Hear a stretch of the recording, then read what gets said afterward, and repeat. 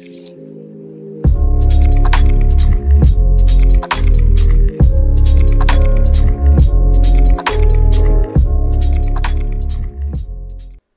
tout d'abord, nous allons sélectionner la plage des actions, ensuite la plage des délais, puis nous allons sur accueil, mise en forme conditionnelle, gérer les règles, et nous allons cliquer sur nouvelle règle. On va prendre la dernière ici. Donc ce qu'on va faire, on va commencer par mettre un égal et on va ouvrir la parenthèse, on va choisir notre premier délai qui est la case D11, on va garder juste le verrouillage en colonne, on va supprimer le dollar qui est entre le chiffre et la lettre, et on va mettre différent de.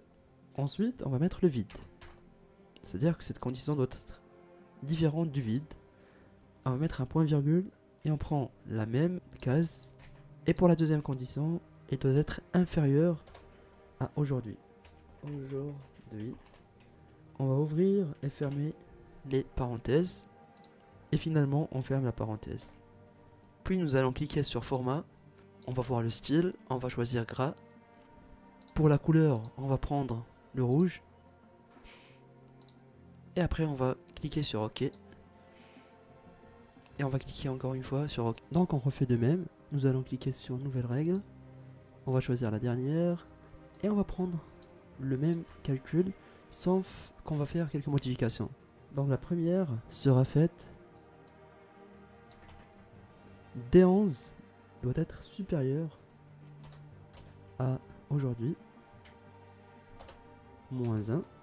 Et pour la seconde condition, nous allons mettre D11 qui doit être inférieur à aujourd'hui plus 3. Donc on va prendre aujourd'hui plus 3. Et on ferme les parenthèses. Pour le remplissage, on va garder un type normal et avec un remplissage orange, on va dire. On va prendre voilà, un petit orange, et on clique sur OK.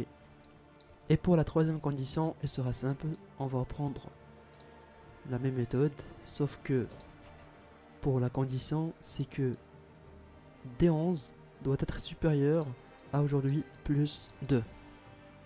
Et pour la mise en forme, on va prendre